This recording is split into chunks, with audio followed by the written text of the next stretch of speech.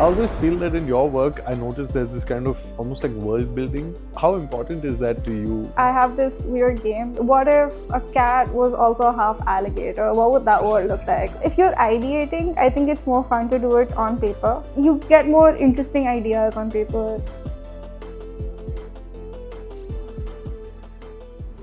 Hey, Ira, what's up? Absolut Born Colorless Creative Commune. Yeah, very excited. Welcome to the process. Thank you for having me. There's so much to talk about. Why don't we start with a little bit about you first? For those of you who are watching who maybe don't know your work, how would you describe what you do? I am an illustrator and a visual designer. A lot of my work focuses on everyday oddities. Things I notice, things I just want to draw, just odd things in characters. I like making zines, puppets, posters, and also collaborate with brands. Cool, nice. And we're here in your lovely home. Thanks for having us. Why don't we talk about your childhood a little bit? How did you get into making art or illustrations? So both my parents studied art. So there was a lot of art in the house. Like there was a lot of painting and drawing in the house. And the school I went to was also a little bit of a hippie school that kind of encouraged art. Okay. So we used to draw like everywhere, on the walls, on the floor. It was like part of living in this space, I think. And yeah, and then I was like, if this is something that makes me happy, I want to do it for the rest of my life, maybe. Just, yeah. Cool. But did you at some point decide that I'm going to formally like commit my time to this or study it and so on? In school, like in 11th and 12th, I was really into visual design and graphic design. So I thought maybe I'll pursue that. But I always enjoyed illustration more. So I was like, maybe it might be nice to just focus on illustration. Also, like, it was easier for me to draw than talk a lot of times. So I would just draw a lot. And then maybe convert them into zines or like, I don't know, posters, prints, stuff like that. Cool. And when you started doing this kind of work, like what was your choice of medium when you first started? Was it more like pencil and paper? Or? It was pen and it was ink and paper. Ink and paper. Cool. It was always like black and white, like ink and paper, yeah. And the zines that you were making, what were these zines about? They were about silly things, really. It was really about like really silly cat puns or what it's like to go to an eye hospital. What does it feel like to get your eyes checked? I have a really bad vision, so it was always like a really hard time. But it turns out like a lot of people also go through the same thing. So I would just draw like evil eye doctors, just like, I don't know, look, yeah. Nice. I feel like there's a layer of really kind of witty humor in your work as well, where it kind of creates these situations without being super literal about it. Where does that come from? Like, is that? It's a little bit of tongue-in-cheek, I think. It's just, I think it comes from like the people around me as well.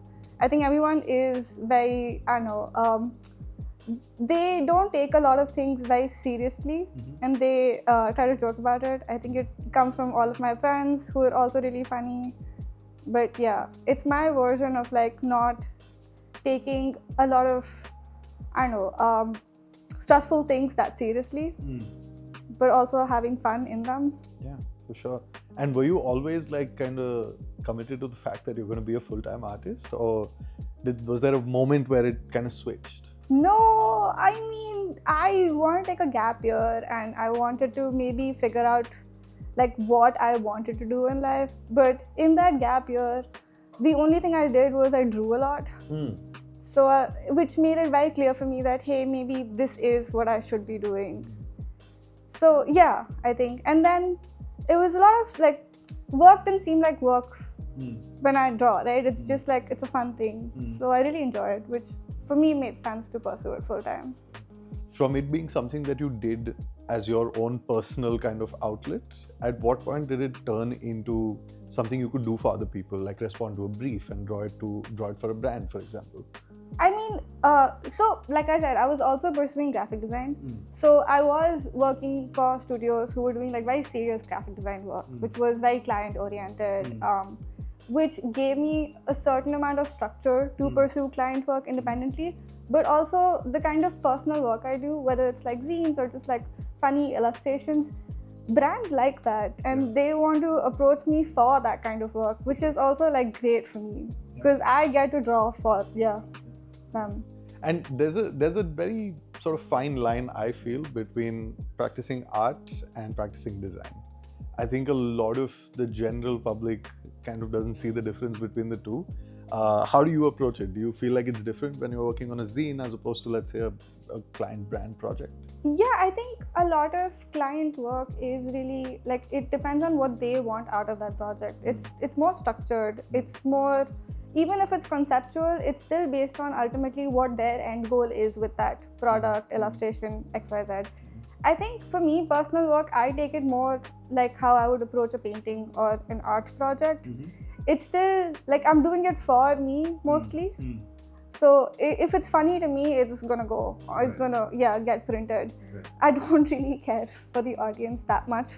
But yeah, if it's a client project, like audience is something that I would focus on. I would focus on the message going through the context. Yeah.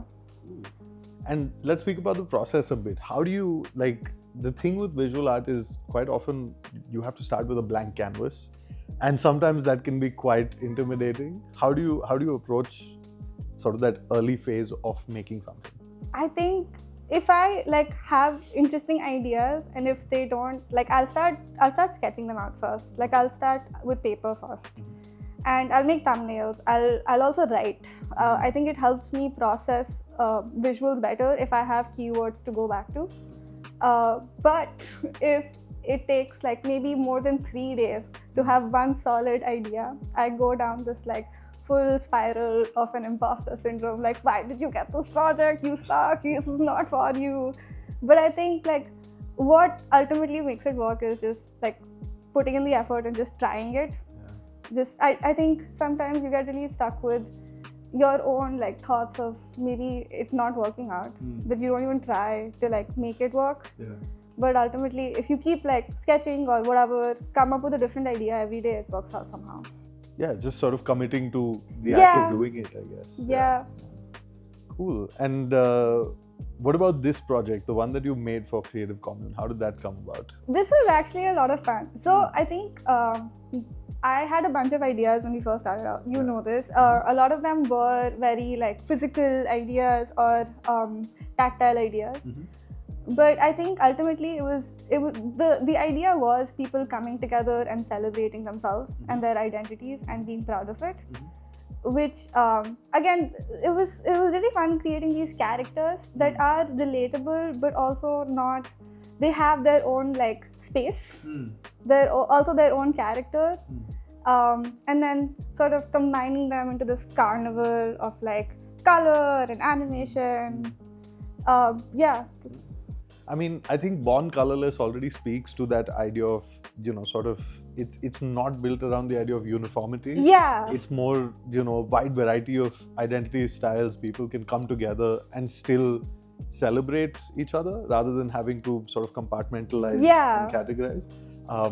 I think India is unique in that sense. For sure. We're fortunate enough where we live in a country where there are so many different elements to life. And colors.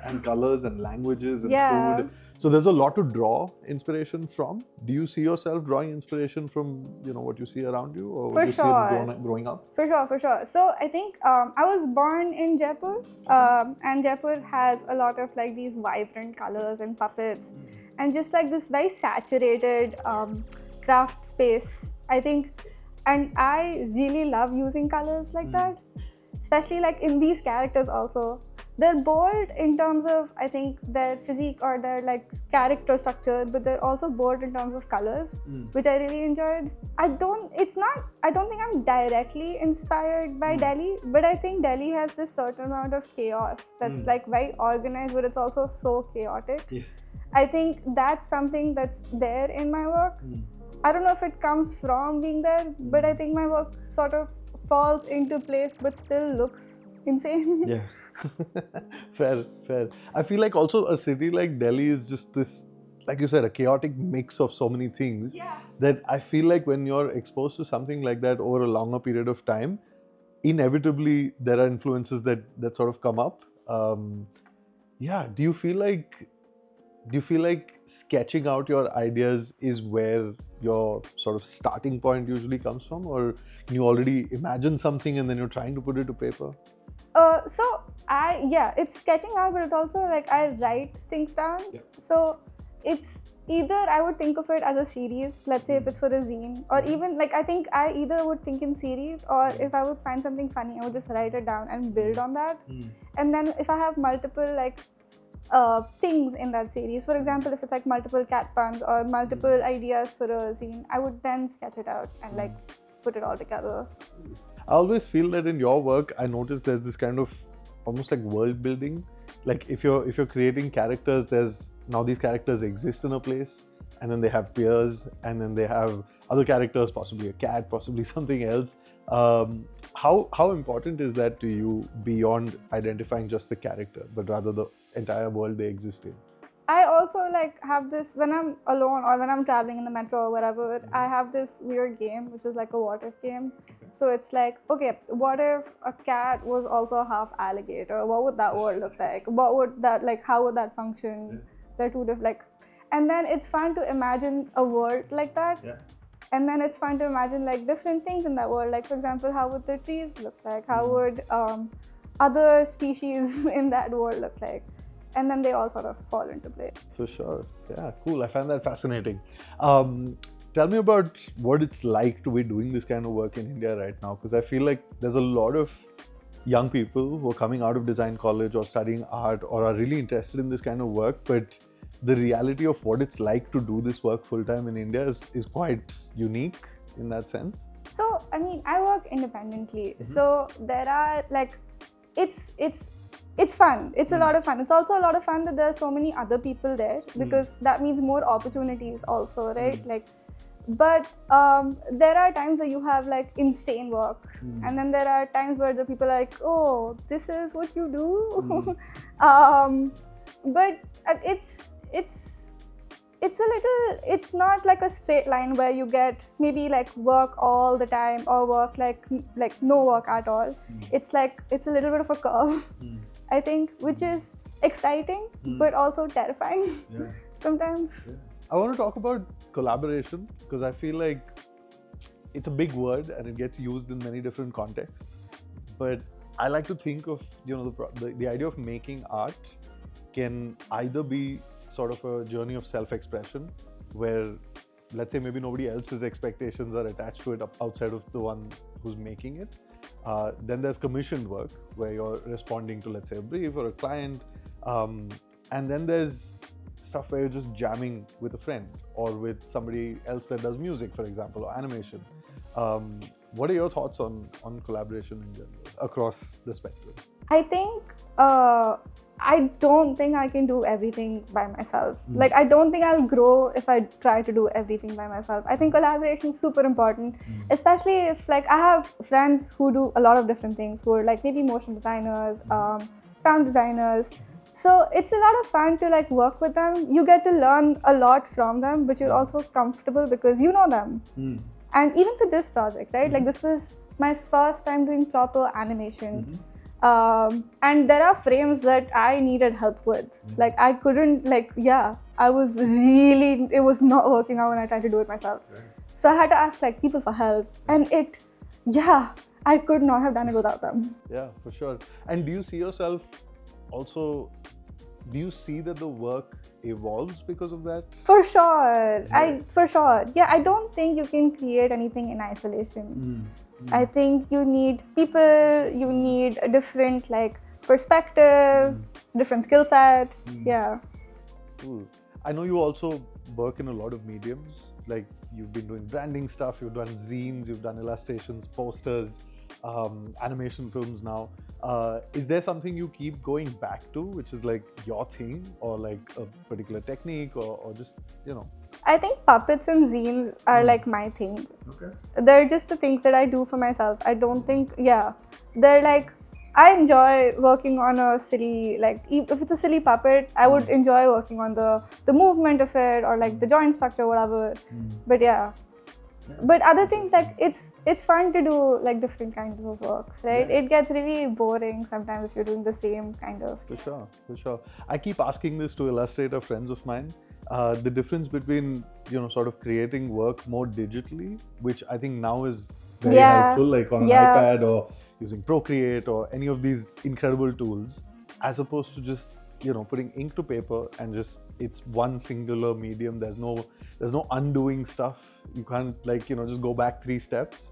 What do you feel about that? Do you prefer one over the other at all? I think it's more, if you're ideating, I think it's more fun to do it on paper, because I don't know, somehow the pen doesn't flow as well on an iPad. Just something about a paper, it's harder for sure. It's like you can't undo. Like sometimes I had tap on the paper to undo because I'm so used to Procreate, it doesn't work. But I think you get more interesting ideas on paper. It's just, it's more fun. But it's also like you can again take those ideas digitally and convert them, transfer them, and it'll work. I don't know. Nice. I want to talk about the big elephant in the room, AI. I think all of my friends, and we've had this conversation as well, everyone's kind of thinking about it, pondering over it.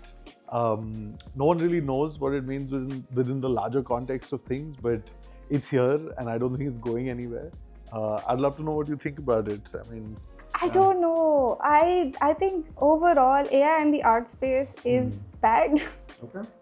It's killing imagination. I think it's I've worked I've done workshops at universities where I've gotten assignments that are just AI stuff, and I feel like it's you're outsourcing thinking a lot of times, which is you're not going to grow like that, right? But again, AI as a tool overall could be interesting, like AI with, let's say, science or biology, or the stuff they're doing with genes and DNA. That's really cool. But in just the creative space, I don't know, it's killing art, imagination, just all of that. Okay. Fair enough. Do you at all see yourself dabbling with it? I've tried. Okay. I do work for this other science conference thingy where there is a lot of AI. There are lots of speakers talking about AI. Okay. So I have used it. And also your everyday Photoshop tools, a lot of them are AI. They won't call themselves AI, but they are AI. And they're not generative, maybe. They're not generative, but they're So you do dabble with it. But I tried, at least at a concept stage, I know that I'm not going to touch it. Right. I'm not even going to touch my iPad or laptop. That has to come from me. Right. Have you at all seen anything made with generative AI that you're like, oh wow, okay? I mean, it does create really interesting stuff, and it does make you very existential about what you're doing, and you're like, oh, if a machine can do this in seconds, what the fuck am I supposed to do with my life? It's scary. But I think there is a certain still it does somehow lack soul. You still need someone directing it or making it work. Know what to do with the tool, essentially. Yeah. I find it really interesting because, again, my view on AI is kind of fluid in that sense. I'm open to experimenting with it to also just learn how I would like to engage with it. But I find it interesting because I think before AI could just make these incredibly detailed, let's say, illustrations, nobody really thought as much about the act of illustrating outside of illustrators themselves or designers, right? The general everyday person just using the internet doesn't really think about how illustrations are made. But now I think it's made people sit up and notice, and they're able to dissect something that was made by hand a lot more, and that makes it special because you can see it, right? There's something very visceral, or there's slightly rough around the edges. It's not always perfect. That's true. Whereas sometimes generative AI just makes the most perfect thing. Yeah, I think it's not, the thing is, it's not really imagining it is my problem. It's taking things from, I mean, you do that as an illustrator too. You take things around you and you put them together. But it is there is a little bit of theft in AI as well. That's what makes it kind of worse, I think. Because it has access to archives of all kinds where it can piece together and create this beautiful thing. But I don't know, it feels wrong. Yeah, fair enough. I'm actually quite excited because I feel like the fact that it's become so easy to just generate images with just a single prompt Yeah. or like conversing with a chatbot, I feel like it makes the act of handmade things a lot more valuable. That's Right? fair. Like, because the more people understand the effort, the time, the hours, hundreds of hours that went into Do you leading really that think practice. people would though? Do you I do. not I think? do. I think it requires storytelling. I mean, it For requires sure. to be able to translate to people that this was made with love and care. Right? I feel like if we just put things out there, we're already in a place where nobody knows the difference. Like, you see an illustration on the internet, a lot of people would just assume, oh, cool, that was AI. Right? But Yeah. when you can see the process, like even the behind the scenes that we're capturing through the commune, it really tells you how the pieces were made. It's That's not just true. finished outcome out there and now do what one will with it. So I don't know. I'm hopeful about that. I feel like people will start caring because there's now so much of it. That's fair. I mean, I really hope so. I'm not as hopeful as you about it, but I hope so. Fair. No, and again, everyone has an opinion about it. I'm just, I'm very curious as to how different That's people fair. approach it. Cool. What's next in the world of Ira? Like, what else are you working on? What are techniques that you're playing with? I really, like you said, I think the world of handmade is gonna become more important. I really want to try like more tactile things. I think I want to like take some time off and maybe try pottery or ceramic and like stuff like that. I think just like physical illustrations, if that makes sense. Nice. Yeah, no, it totally does. Yeah. And I feel like it also becomes more interesting because you've already done it for so many years with one medium. I find it really interesting when someone's able to take that and translate it to a different medium. It automatically ends up being unique compared to, let's say, what another person who's only been doing pottery for several years might do. I think the decision-making process changes, you're drawing influences from what you've done with illustration or animation. Very exciting. Cool. Should we step into your studio and talk a bit about the project you've made? Sure, let's do that. Cool. So, Ira, we're at your studio desk. Do you want to take us through how you went about making the film? Sure. I think, like I was telling you, I started with sketches, so just like blind drawings of things. And there were characters from India and also just like, they're just characters. And each character would have like a prop or like an element that would sort of distinguish them and also help with the transitions, so it's an animation. So for example, like this lady, they're also like very Indian props, like someone has a chipkali, someone has a crow, and I think I really enjoyed working on those as well. And then I would color them, I think. So then I would also see how they would look together and also add like elements which would make them them. And also the stance of them was very like straight and bold and forward because it was really important to show them being happy with themselves, I think, for me. And then we started getting into the animatic of it. So I worked on basically storyboarding, and then I had help from two people, I think. One was Hardik, who helped with storyboarding a little bit because I'm not an animator. It was really nice like having a perspective for someone who understands like motion 3D and could visualize it a lot better. And then there was Ray, who helped sort of help with the frames and in-betweens, I think, of these. And then it was a little bit of back and forth first, but I think we all sort of knew how it would work. So Ray would help with the frames, in between frames. I would then color them. Then we would stitch them together, was the idea. So this is how like a black and white frame or an animatic would look. And then we would sort of piece it, which is what the final piece sort of looks like. Nice. And how long did the animation process take? It took about like a month, I would say. I think because we would start with storyboarding, I think. And I had ideas in storyboarding where while I could like have ideas and I could imagine them, but it was a little bit harder for me to draw them in a sequence, like how an animator would. And then Ray would come in and he would make the sequence, and then I would then draw them, do the line work, color work, and then stitch them together. So so each character took about like 3 to 4 days to complete. And in the actual film, which I'm very excited for people to see, there's these really cool transitions of how we move from one character to another before they all come together. What was the idea with the transitions? I think I wanted like the characters to be themselves, but also like I wanted some hints for their world. Like for example, it starts like with a comet crashing, which I thought was really cool. Yeah. And then you would have like this is how it would start, right? Yeah. And then I also wanted to add like these little elements like choti, for example, someone like braiding the choti. For like a mustache guy's mustache moving, or the crow actually making the woman wear the sari, and the woman ages, which was like I wanted to show an older woman as a part of this as well. It was important for me to show aging is also a very normal thing to happen. Yeah. And also the crow spits out a disco ball, Yes. which is epic. Which was just fun. So there are like elements that I really want to show, like Right. the sari woman, for example, or but there's also like a disco ball becoming a garment and a chipkali, like which was just like fun, like little tidbits to add. Yeah, and it's also nice. It's like super whimsical and like brings all of these different ideas together. Super cool. Do you have a personal favorite?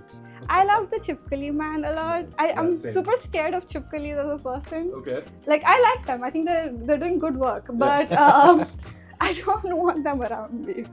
So like he gets scared, and I think that's a little bit of me in there. Amazing. Thank you. Thanks for taking us through that. Sure. I have one last question. There's clearly a lot of animals in your work. There's cats, there's chipkalis, there's birds. Where do you think that comes from? Like, it comes from like the way I grew up. We grew up with a lot of animals. Like I think my grandmother loved them. So like I was telling you, she has like a house in Jaipur. She would feed peacocks there, parrots there, crows there. Like every animal she could feed, she would feed. And here also, like we feed the birds. There's like cats outside. There's a dog outside. And I think especially in like Delhi or like anywhere in India, we're so like surrounded with them. I think it's really, I don't know. I think it's important to also like, it adds to the surrounding to have like, let's say a bird sound or and I think they're kind of embedded in everyday life in India. Like, Whereas I feel like in a lot of other countries, animals have their place and people have theirs. But I think in India, we tend to have everyone in the same place, which is kind of cool. Like my friends, I don't know, like we've seen so many animals, it's so normal to get slapped by a monkey in Delhi. Oh I my think God, it really? really is. Like, Have you been slapped by a I monkey? haven't been Okay, slapped. cool. But like the school I was in before, I don't know if you know this, it's a very Delhi thing. Okay. But they keep like a langur to scare away the red monkeys. Like on campus? Yeah, like on campus. Far out. No, that is totally a not very something Delhi I'm familiar thing. with. Yeah, okay. And the langur would just like, I don't know, beat up other monkeys. Wow. Yeah. Amazing. Well, that makes a lot of sense because you're able to bring these sort of fun things I think you've experienced into your work. I love it. I'm super glad we got to do this. Same. I'm excited for everyone to check the work out and check out all the other amazing stuff you're doing. Once again, thank you so much. Thanks for having me. It was so much fun working on it. Awesome. I'm happy to hear that. Thanks, Ira. Thank you.